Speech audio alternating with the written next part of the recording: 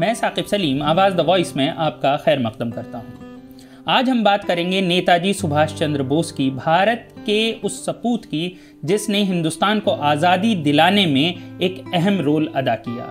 और मेरे साथ मौजूद हैं प्रोफेसर कपिल कुमार साहब, जिन्होंने के 46 साल से ज़्यादा यूनिवर्सिटी में हिस्ट्री के प्रोफेसर के तौर पर पढ़ाया है और उसके बाद आज वो सुभाष चंद्र बोस पर एक किताब लिख चुके हैं और अगली किताब उनकी आने वाली है। सोशल मीडिया पर भी अगर सुभाष चंद्र बोस को लेकर सबसे ज़्यादा आवाज़ किसी की सुनाई देती है तो वो प्रोफेसर कपिल कुमार साहब की सुनाई देती है। शुक्रिया कपिल कुमार साहब जी।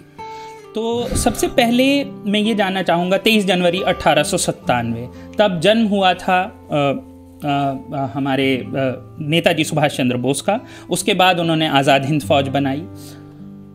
आम तौर पर जब इतने दिन हो जाते हैं लोग चीज़ों को भूल जाते हैं। 75 बरस आज़ादी की लड़ाई को भी हो गए हैं। जब हम बात करते हैं आज़ादी की जंग के सिपाहियों की तो चंद नाम ही याद आते हैं, गांधी, नेहरू या फिर मौलाना आज़ाद या फिर भगत सिंह।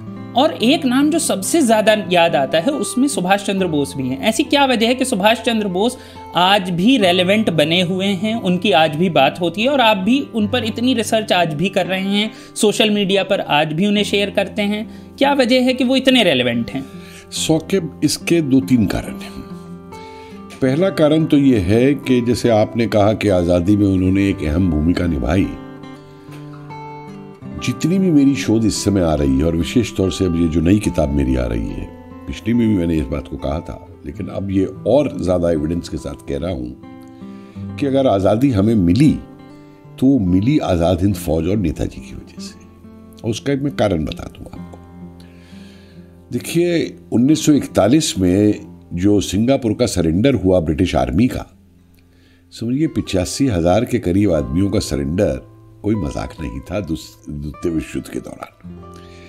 और मेरे ख्याल उसके बाद का तो सरेंडर सिर्फ नियाजी वाला है बांग्लादेश के अंदर। और उन 85,000 में से करीबन 44,000 जो भारतीय थे वो अंग्रेजों का साथ छोड़ के, अपनी अंग्रेजी फौज की शपथ को छोड़ के और आज़ाद हिंद फौज में आ जाते हैं और अंग्रेजों के विरुद्ध बंदूक उठाते हैं। ये उससे भी ज्यादा शर्मनाक बात थी अंग्रेजों के लिए। और अंग्रेजों ने उसको जो है बाकायदा छुपा के रखा। उन्हें जैपनीज फाइटिंग फोर्स कह दिया, वहाँ इंडियन लीजन को हिटलर इंडियन फाइटिंग फोर्स कह दिया, उस तरीके से। और लगातार इस बात को कि आज़ाद हिंद फौज वहाँ बन चुकी है, इसको छुपाया गया भारतीय जनता से ही नहीं बल्कि अंग्रेजी फौजों से भी। क्योंकि अदरवाइज जो अंग्रेजी फौजी लड़ रहे थे वेस्टर्न फ्रंट पे अंग्रेजों की तरफ से, या एशिया में, वेस्ट एशिया में कहिए, उसका उस पर क्या असर होता आप समझ सकते हैं इस बात। और इसी बात को उन्होंने 45 के बाद भी छिपाने की कोशिश की। जब उन्होंने तय किया कि इनके जो मुकदमे हैं वो सेडिशन पे चलेंगे, डेजर्टेशन पे चलेंगे, जो ज़्यादतियाँ की उस पे चलेंगे और लाल किले में चलाएंगे। बाद में खुद जो मैसन है, सेक्रेटरी ऑफ स्टेट, वो कहता है कि ये तो हमसे बहुत बड़ी गलती हो गई कि उल्टी बैठ गई इन पे। ये समझ रहे थे कि नेताजी को ये लोग अपमानित कर देंगे, क्योंकि दिल्ली चलो का नारा था और हम दिल्ली दिल्ली जाएंगे, लाल किले में झंडा लगाएंगे। तो लाल किले को प्रतीक मान करके पूरा आज़ाद हिंद फौज की लड़ाई लड़ी गई थी। तो अंग्रेज समझते थे कि उससे इनको डिमोरलाइज कर देंगे। और ये एक संदेश उन राष्ट्रवादी और क्रांतिकारियों के लिए भी था जो सन 45 में आज़ाद हिंद फौज के लिए खड़े हो गए थे। जी प्रोफेसर साहब, अभी आपने कहा कि सबसे ख़ास बात थी कि इतने सारे जो फौजी थे जो ब्रिटिश के लिए लड़ रहे थे, वो एकदम से पाला बदल कर आए और अपनी मातृभूमि के लिए लड़ने लगे, अपने वतन के लिए लड़ने लगे। तो इस सब के पीछे एक बहुत अहम सवाल उठता है जब भी बात आती है सुभाष चंद्र बोस की। लोग एकदम से एक तस्वीर याद करते हैं जिसमें वो आर्मी की ड्रेस में होते हैं। लोग आज़ाद हिंद फौज को याद करते हैं, आज़ाद हिंद फौज से बात शुरू होती है, आज़ाद हिंद फौज पर ख़त्म हो जाती है। ऐसा लगता है कि 4 साल का एक वक्त था जिसमें सुभाष चंद्र बोस एक्टिव थे। तो जाहिर सी बात है, जो 44,000 आदमी थे, ये जब आए होंगे किसी के पीछे, यानी कि सुभाष चंद्र बोस के पीछे, तो कोई क्रेडेंशियल होंगे उस इंसान के। तो आप हमें जरा उनके बारे में बताइए कि उनके ऐसी क्या कारनामे थे कि एक आज़ाद हिंद फौज बन पाई। देखिए, दो कारण, 2-3 फिर बातें आती हैं यहाँ पे।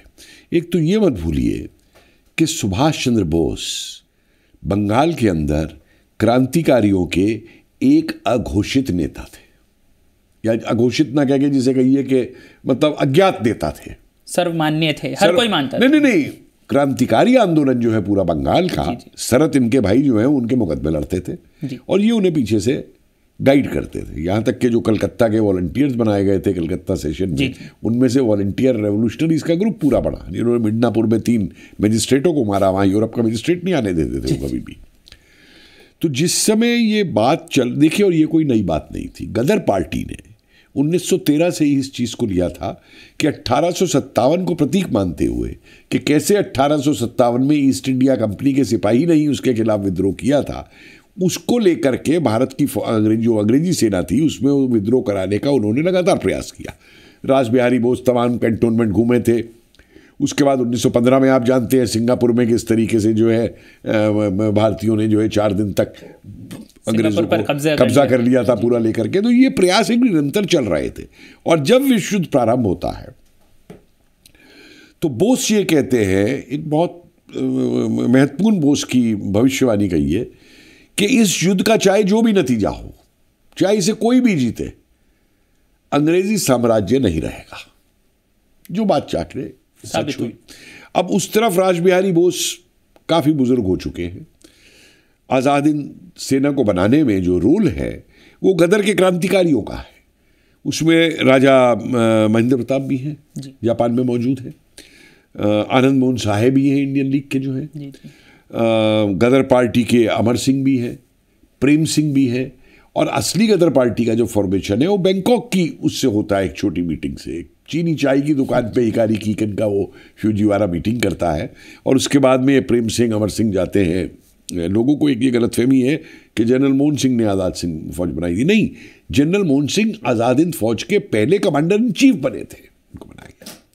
और उसके बाद में कुछ दिक्कत आती है क्योंकि जापानियों के साथ कुछ मतभेद उत्पन्न होते हैं, जिन मतभेदों को लेके मोहन सिंह अलग हो जाते हैं। रास बिहारी कमान संभाल के भोसले के हाथ में देते हैं। और उस समय फिर ये जो पहले से एक बात चल रही थी बोस को बुलाने की, क्योंकि ये मत भूलिए कि 1939 के बाद में ही आनंद मोहन साहेब और रास बिहारी बोस ने अपना प्रतिनिधि जो है एक, वो चुपचाप दत्ता इनके पास भेजा था इनसे बात करने के लिए, जो इनसे बात करके गया। और उसी तरीके से आनंद मोहन साहेब की जो पत्नी थी सती साहेब, वो आई थी और इनसे मिलके गई और उन्होंने वहाँ पे पूरा मैसेज दिया वापस जा करके कि बोस एग्री कर रहे हैं जिस बात को हम कर रहे हैं। जबकि वो बात जब दत्ता तक दत्ता ले गए नेहरू पे और मौलाना आज़ाद पे, तो नेहरू ने तो बाहर निकाल दिया और कागज़ वागज़ फाड़ दिए कि तुम क्या कर रहे हो, ये फासिस्ट हम वो करेंगे और वो करेंगे, वो सब लेकर के। तो ये तय था कि बोस को बुलाया जाए वहाँ पे। और एक बात ये समझ लीजिए, ये भी लोगों को एक बात स्पष्ट हो जानी चाहिए, जो अक्सर कहते हैं कि बोस हिटलर पे गया, नाजी पे गया। बोस जर्मनी कभी नहीं जाना चाहते थे, परिस्थितियों ने मजबूर किया। उनकी जो पूरी प्लान है, वो पूरी प्लान रूस की तरफ से आकर के अफगानिस्तान के रास्ते इधर से हमला करते हुए जीतने की है। उस समय जापान की भी एकदम वो प्लान नहीं थी, उधर ये थी कि वो आए, इधर से ये आए। उत्तम चंद मल्होत्रा, जिनके घर पे बोस 1 महीने तक रहे काबुल के अंदर, वो लिखते हैं कि बोस तो नाजी को गाली निकालते थे, मतलब वर्चुअली गाली निकालते थे नाजी को पूरा लेकर के। तो इसलिए लोग इस गलतफहमी में ना हो, ये जो दुष्प्रचार होता है। और इसीलिए बाद में 45 अगस्त में भी वो वापस रूस जाना चाहते हैं। उस समय लेकर प्रोफेसर साहब, इस बारे में आपसे पहले भी चर्चा हुई है और बाकी भी दुनिया जानती ही है कि आज़ाद हिंद फौज में क्या हुआ। उसके बाद सेकेंड वर्ल्ड वॉर ख़त्म हो गई, आज़ाद हिंद फौज के फौजी हिंदुस्तान में आए, उन पर मुकदमे चले और किस तरीके से बहुत सारे जैसे ढिल्लो, सहगल, शाहनवाज के नारे लगे इस देश में, वो सब जानते हैं, मतलब जो लोग इतिहास में थोड़ा भी इंटरेस्ट है जिनका। लेकिन अब मुद्दा ये उठता है, आपकी जो अगली किताब है वो इसी बारे में है कि जब आज़ाद हिंद फौज के फौजी बाद में हिंदुस्तान आ गए और सब कुछ, मतलब सेकेंड वर्ल्ड वॉर ख़त्म हो गई, उसके बाद भी आपके हिसाब से आज़ाद हिंद फौज ही वो फोर्स थी और नेताजी सुभाष चंद्र बोस ही वो फोर्स थे जिसकी वजह से हिंदुस्तान ने आज़ादी पाई।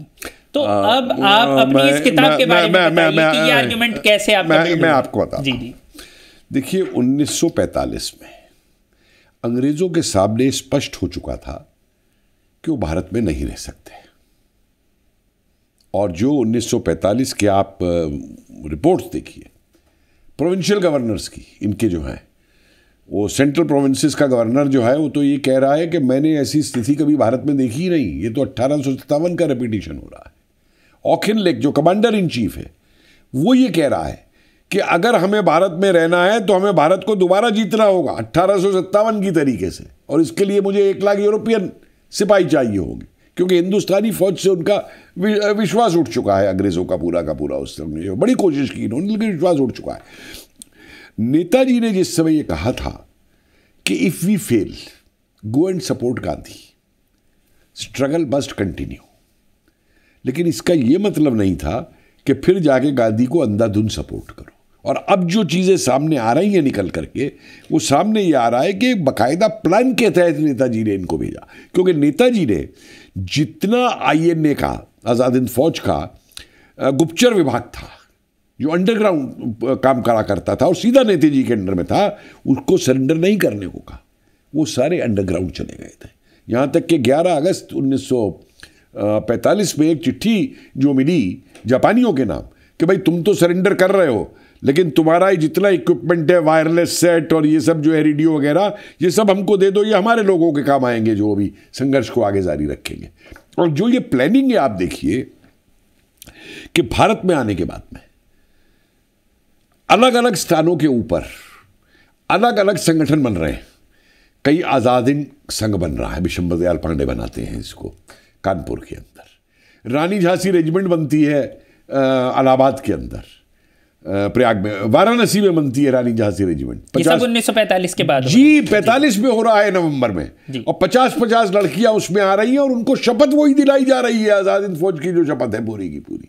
और कई यूथ संघ बन रहा है, मतलब पेशावर से लेके सिंध से लेके नीचे चेन्नई मद्रास तक जो है वहां पे ये संगठन और अलग अलग नाम से काम कर रहे हैं।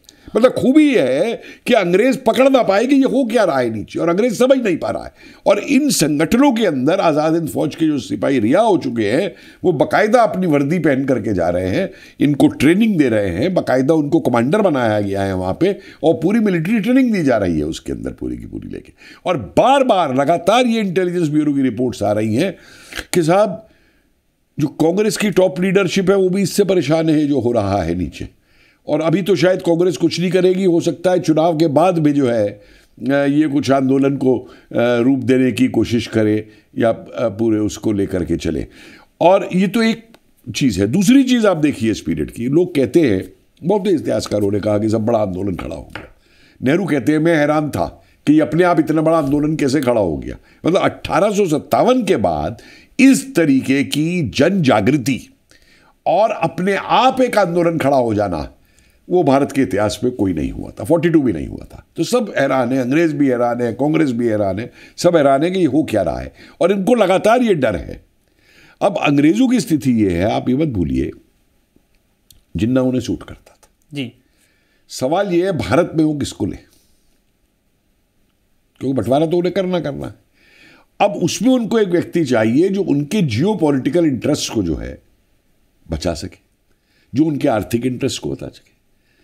और ये जो क्रांति की बात चल रही है, इससे रुख पलट करके नेगोशिएटिंग टेबल पे आकर के एक हमको जो जिसे वो कहेंगे आप सम्मान पूर्वक जो है यहां से बाहर जाने दिया जाए, जो कि होता है क्योंकि डोमिनियन मिलता है। उस दिन कांग्रेस तो यू टर्न ले गई, आज़ादी नहीं है, डोमिनियन स्टेटस है। और दूसरा कि हम कभी बंटवारा नहीं होने देंगे, उससे भी कॉम्प्रोमाइज किया इन्होंने।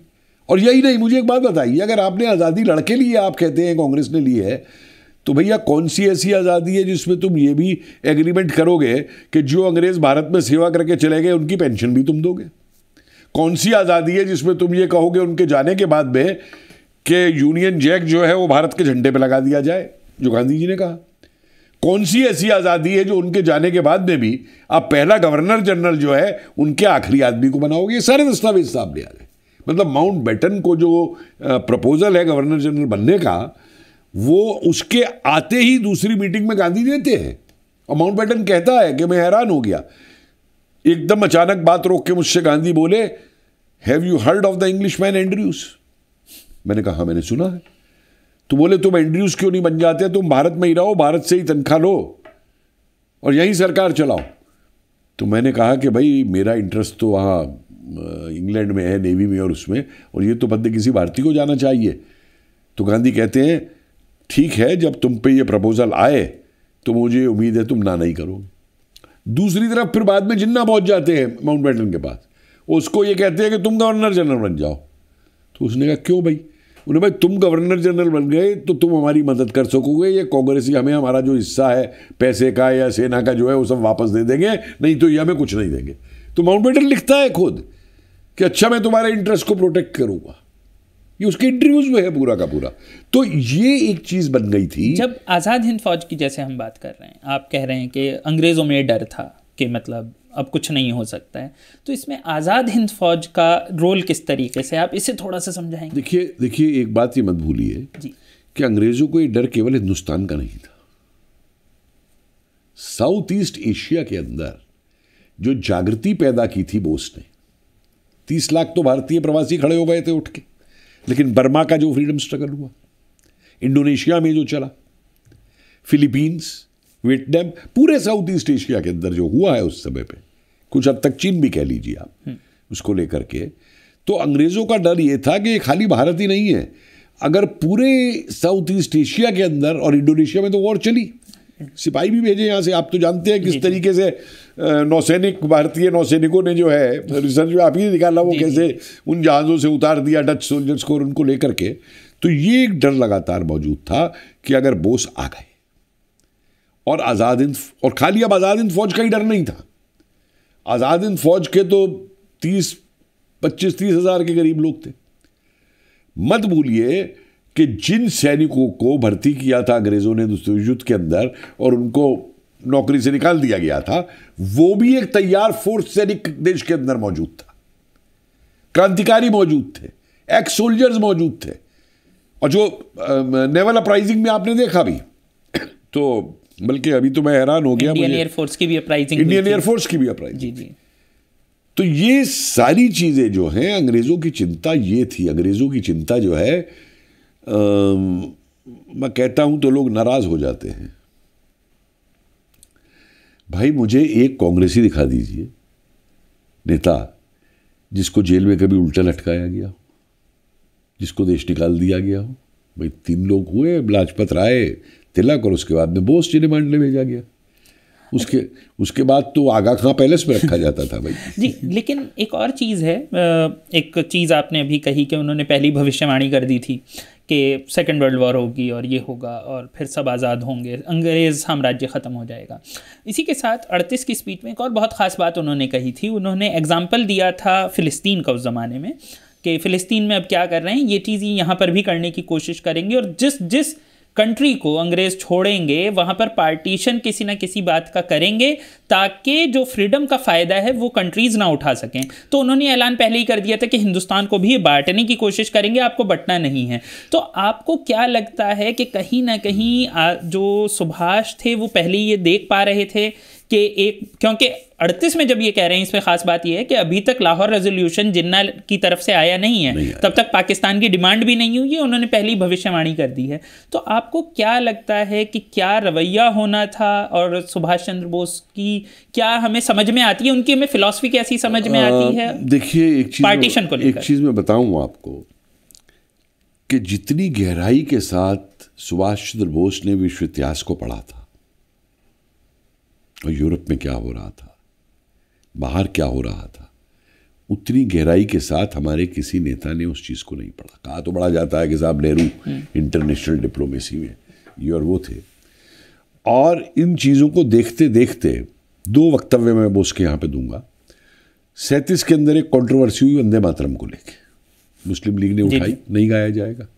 नेहरू गए, मुकदमा गया रविन्द्रनाथ टैगोर जी के पास। तो वहाँ नेताजी ने कहा कि मैं किसी कॉम्युनल डिमांड को मानने को तैयार नहीं हूँ, मैं सब मांगे मानने को तैयार हूँ, लेकिन ये सिर्फ कांग्रेस को छेड़ने के लिए डिमांड की गई है, और अगर इस डिमांड को तुम मान लोगे तो कल को ये एक और डिमांड लेके आएंगे, ये रुकेंगे नहीं। आ गई पाकिस्तान की उसके बाद में। और दूसरी चीज़ है, एक सुभाष चंद्र बोस का 15 मई 1944 का भाषण है रंगून रेडियो से।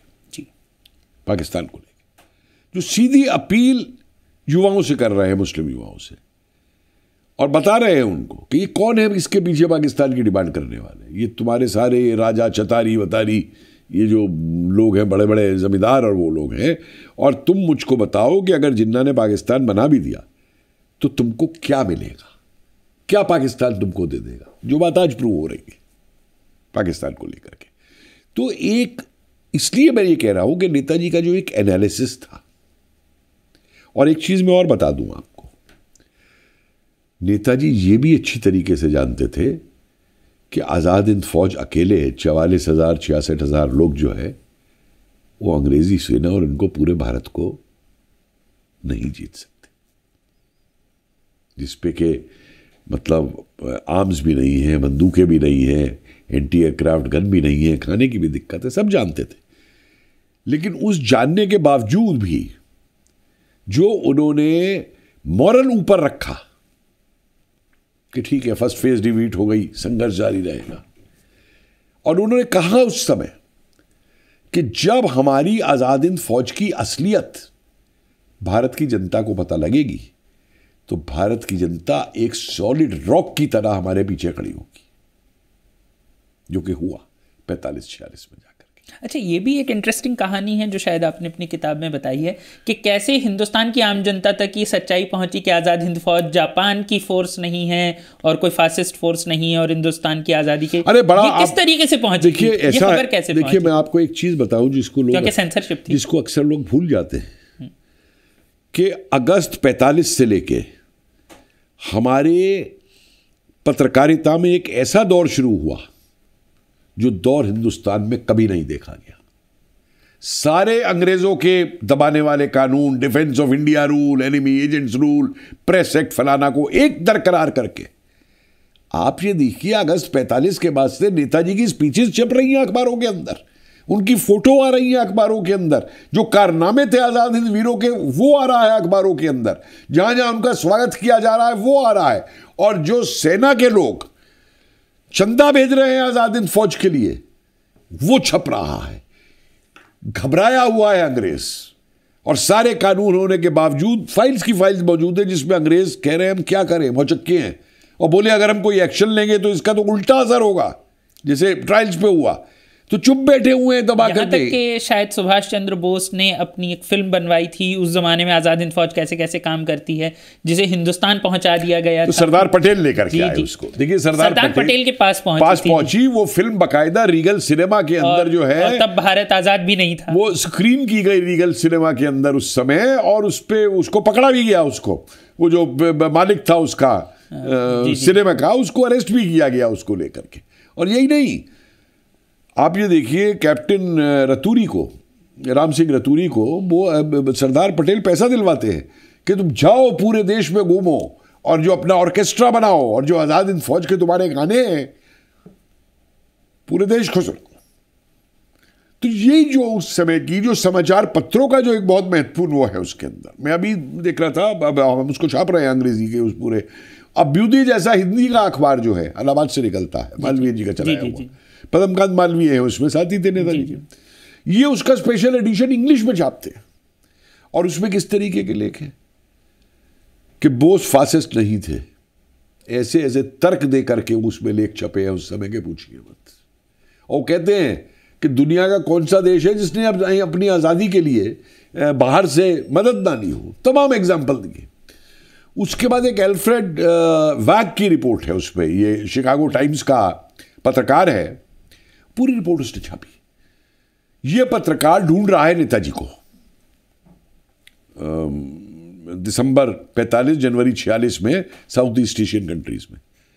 आप पढ़िए उस रिपोर्ट को, वो ये कह रहा है कि ये तो कहते हैं कि हाई उसमें प्लेन में डेथ हो गई, और डेथ हो गई तो ये तमाम एजेंट जो हैं अंग्रेज़ों के और इनके, ये क्यों ढूंढ रहे हैं उनको इन देशों के अंदर, और उनको ऑर्डर क्या दिए गए हैं, शूट एट साइट, जैसे ऑर्डर 41 में दिए थे नेताजी को कत्ल करने के, अपने एजेंट्स को इन्होंने MI5 ने इस्तांबुल में और कैरो के अंदर, वही ऑर्डर दिए हुए हैं पूरे के पूरे, और चुन चुन के कलकत्ता से ले गए हैं, जो CID के थे ना इनके, जो नेताजी वगैरह पर नजर रखते थे, उनको चुन चुन के वहां पे ले गए। और साफ कह रहा है कि अमेरिकी जनरल ने मुझे बताया है कि प्लेन क्रैश सब बकवास है, हम इसको बिलीव नहीं करते। वही फ्रेंच कह रहे हैं, वही ब्रिटिश इंटेलिजेंस कह रही है, लेकिन हमारे यहाँ चाचा जी जो हैं पूरा उसको बना के बैठे हुए हैं कि नहीं, डेथ हो चुकी है पूरी उसकी। ये काफ़ी इंटरेस्टिंग है कि किस तरीके से उस दौर का, पत्रकारिता का दौर। उसके अलावा एक और चीज़ जो निकल कर आती है, आपके जो आर्ग्यूमेंट्स हैं, आपकी जो आने वाली किताब है उससे भी आते हैं, वो ये है कि उन्हें ये लगता ही था कि पार्टीशन का जो मामला है, ये भी बात होती रही है कि आज़ाद हिंद फ़ौज किस तरीके से यूनाइटेड इंडिया को सामने रखता था। लेकिन जो आज़ाद हिंद के फ़ौज के बाद ये जो 45 से 47 के बीच जो हिंदुस्तान में जगह जगह प्रोटेस्ट हो रहे थे, या जो आप कह रहे हैं ग्रुप्स बन रहे थे, क्या इसमें भी वो यूनिटी बरकरार दिखी है या वो तब तक टूट गई है क्योंकि जिन्ना का जोर आ गया? देखिए, बहुत इंपॉर्टेंट आपका सवाल है ये, और मैंने इस पे बहुत शोध की है। सिर्फ एक इंस्टांस मुझे यूपी में मिलता है जहां 2 आज़ाद हिंद के मुस्लिम सिपाही जो थे वो मुस्लिम लीग में जाते। अच्छा। और जगह पे मुस्लिम लीग अपना सिर पीट पीट के थक गई है, यहां तक कि वो जो दूसरा ट्रायल का केस इन्होंने लिया बिल्कुल कॉम्युनल बना करके, जी। कि उसको लेकर के भी, उसके बावजूद भी ये नहीं हुआ है। और यहां तक नौबत आई है, मैं तुम्हें बताऊं कि नवंबर 45 के अंदर जब कलकत्ता में शुरू हुआ बवाल पूरा इन ट्रायल्स के खिलाफ स्टूडेंट्स की तरफ से, तो इस्लामिया कॉलेज के सारे स्टूडेंट्स जो हैं वहाँ जाके हिस्सा लेते हैं। तो मुस्लिम लीग का सेक्रेटरी आगे भाषण देता है कि तुम क्या कर रहे हो, तुम नहीं हिस्सा लोगे, तुम्हें मालूम नहीं अगर बोस आ जाता तो हमारी पाकिस्तान की डिमांड का क्या होता। लखनऊ में ये हो रहा है। जी। मुस्लिम लड़का है जो मारा जाता है गोली के अंदर चल करके पूरा उसके ऊपर। और तमाम पेशावर में देखिए आप, और जगह में देखिए, लाहौर का इंसिडेंट है जब ये लोग जाते हैं, शाहनवाज और ढिल्लो और प्रेम सहगल वहाँ पे, और ट्रक के ऊपर लाहौर स्टेशन के बाहर इनको खड़ा किया गया है, लड़की कूदती है ट्रक के ऊपर अपना अंगूठा काट के तिलक लगाती। तो ये जो एक यूनिटी है इस पीरियड की, जिस यूनिटी को देख के अंग्रेज घबराता है, इसको देख के मुस्लिम लीग घबराती है कि ये क्या हो रहा है, और इसको देख के कांग्रेस घबराती है कि इस यूनिटी में कोई नई चीज ना निकल आए, जो लीडरशिप हमारे हाथ से निकल जाए, सत्ता हमारे हाथ से निकल जाए। और मैं ये प्रूफ कर रहा हूं अब कि ये पूरी एक कॉन्स्पिरेसी तय हो चुकी थी। आप देखिए ना, नेहरू का सिंगापुर जाना, माउंटबेटन ने रिपोर्ट तो जरूर दी होगी, भैया कहां है वो रिपोर्ट, आज तक क्यों पब्लिक में नहीं आई? अंग्रेज तो बहुत माहिर है इस मामले के अंदर, जहां से इनकी दोस्ती शुरू होती है, और वहां भी जो अंडरग्राउंड वगैरह है उसको कराते हैं। खजाना कहाँ गया आज़ाद हिंद फौज का? मतलब 52-53 तक जो है, नेहरू को हमारा मिशन लिख रहा है जापान से कि ये लोग खजाने को लूट रहे हैं, और नेहरू फाइल पे सीन लिख के छोड़ देता। उसके बाद आप देखिए 46 मार्च में नेहरू जाते हैं ये सिंगापुर, और अप्रैल 46 में नेहरू को कांग्रेस का प्रेसिडेंट बनाया जाता है, मौलाना आज़ाद के हाथों से लेके, जबकि नेहरू का नाम भी नहीं था। और जो प्रेसिडेंटशिप कांग्रेस के सेशन में मेरठ अधिवेशन में बदलनी चाहिए, वो मौलाना आज से मई नेहरू को दिलवा दी जाती है। और मौलाना आज़ाद ने लिखा भी है गांधी को कि आपने मुझ पर विश्वास नहीं किया। ये क्या साबित कर रहा है जरा? और बार बार अंग्रेजों के कमेंट मिल रहे हैं। देखिए, मुझे अफसोस एक बात का आता है शौकत भाई, कि 1976 के अंदर ट्रांसफर ऑफ पावर के वॉल्यूम्स छप चुके थे। हमारे इतिहासकारों को फुर्सत नहीं थी, एक इतिहासकार सिर्फ सुमित सरकार ने जो है इनमें से काफ़ी कोट किया है, और किसी इतिहासकार पे फुर्सत नहीं थी कि उन डॉक्यूमेंट्स को पढ़ करके देख सके। मतलब प्रोबेबिलिटी बना रहे हैं अंग्रेज तक। अंग्रेजों की एक चिंता थी उस समय, एक, हम सुरक्षित यहां से निकल जाए। उनको सपने आने लग गए थे 1857 के, उनको ही नहीं, उनके परिवारों को। आप ऊटी से मद्रास का जो गवर्नर है उसकी रिपोर्ट देखिए उस समय, उस वॉल्यूम के अंदर, और हम कितनी जल्दी बाहर निकल सके। तो बकायदा इस ट्रांसपोर्टेशन के लिए एक स्पेशल ग्रुप बनाया गया कि कितने जहाज से जाएंगे, कितने हवाई जहाज से जाएंगे, कितने कैसे जाएंगे। कोई अंग्रेज नहीं रुकना चाहता यहां पे। और सुनिए, 47 के अंदर जब पार्टीशन का हो रहा है, तो यह फैसला होता है कि जो अंग्रेजी अफसर है ब्रिटिश फौज के अंदर यहां पे, उनका इस्तेमाल कॉम्युनल राइटिंग रोकने के लिए नहीं किया जाएगा हिंदू और मुसलमानों के बीच में। मेरी सिर फट गया मेरा उस डॉक्यूमेंट को देख करके, ये क्या हो रहा है। काफ़ी इंटरेस्टिंग बातें बताई, और शायद आपकी नई किताब आएगी तो उसे पढ़कर हमें और भी काफ़ी जानकारी मिलेगी। मैं एक चीज़ कहूँगा शौकत यहाँ पे आखिर में, कि मुर्दे, लोग कहते हैं गड़े मुर्दे क्यों उखड़ रहे हो, ये गड़े मुर्दे नहीं हैं। आप लोग, हमारे मैनेजमेंट स्कूलों में बड़े बड़े बिल गेट्स वेट्स को पढ़ाया जाता है age management icons. Subhash Chandra Bose के अंदर जो लीडरशिप की क्वालिटीज़ हैं, एक मैनेजमेंट की जो क्वालिटीज़ हैं, मोटिवेशन की जो क्वालिटीज़ हैं, इंस्पायर करने की जो क्वालिटीज़ हैं, एक कमांडर इन चीफ की जो क्वालिटीज़ है कि खुद पिट्ठू पहन के महीनों तक फ्रंट के ऊपर भी रहना, डिप्लोमेटिक उसकी क्वालिटीज़ जो हैं।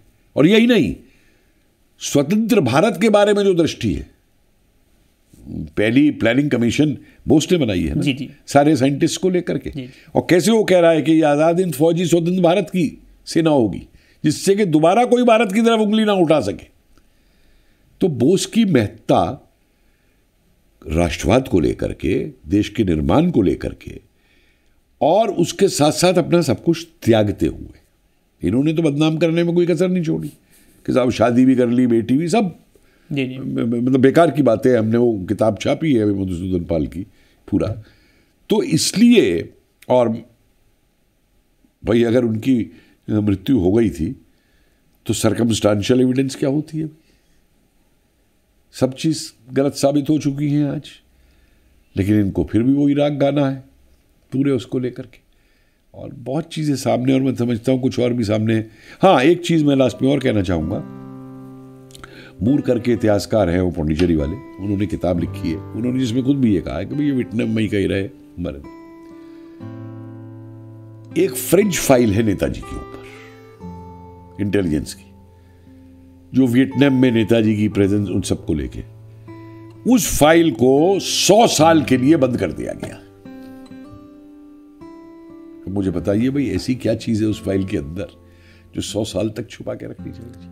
हम उम्मीद करते हैं कि आपकी अगली किताब में हम उस फाइल के बारे में भी शायद जान सकें। और साथ ही अभी आपने बहुत सारी बातें कही जो आपने कहा कि इस सब के बारे में बात नहीं हुई है, शायद आप तीसरी किताब भी उसी पर लिखने की सोच रहे होंगे। तीसरी तो बैटल्स पे लिखूंगा। तीसरी बैटल्स पर लिखेंगे, जो युद्ध हैं, यानी कि पहले ही काम शुरू हो गया है। तो हम उम्मीद करते हैं कि आपकी अगली किताब जल्दी ही हमारे हाथ में होगी और हम उसे पढ़ पाएंगे। किताब ही नहीं, इसके कॉमिक्स भी बच्चों को मैं 100 कॉमिक्स निकालूंगा। जी हाँ, ये भी एक चीज़ मैं बताता चलूँ कि प्रोफेसर कपिल साहब बच्चों के लिए सुभाष चंद्र बोस पर एक कॉमिक्स भी चलाते हैं। आप उसे ढूंढ सकते हैं और उसे पढ़ सकते हैं, ऑनलाइन वो मौजूद है, ताकि बच्चे, ये चाहते हैं ताकि बच्चे भी सुभाष चंद्र बोस के बारे में जान सके। सिर्फ वही लोग नहीं जो इतिहास में बहुत गहराई रखते हैं, सिर्फ वो लोग भी जो थोड़ा ऊपरी तौर पर देखना चाहते हैं। एक चीज़ मैंने इस किताब में और की है जो आ रही है, इसमें मैंने बहुत सारे डॉक्यूमेंट जो हैं वो वैसे के वैसे किताब में लगाए।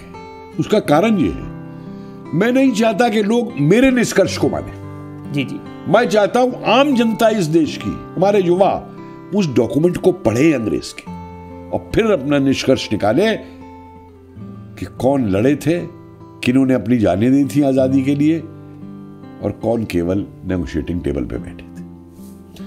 बहुत बहुत शुक्रिया प्रोफेसर साहब का, प्रोफेसर कपिल कुमार साहब का, जो आए हमारे शो पर, उन्होंने अपना कीमती वक्त दिया। और आप ज़रूर अगली किताब भी पढ़िएगा और कॉमिक्स भी अगर हो सके तो आप एक बार देखने की कोशिश कीजिए, और इस बात को समझिए कि सुभाष चंद्र बोस से आज हमारा देश क्या सीख सकता है।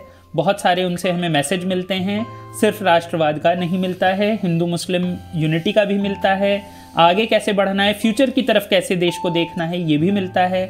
और बहुत से ऐसे उनका कहना है कि लेसन्स मिलते हैं, मैनेजमेंट का मिलता है, लीडरशिप का मिलता है, उन सब की तरफ हम ध्यान दे सकते हैं। इसी के साथ बहुत बहुत शुक्रिया प्रोफेसर साहब का। जनाब।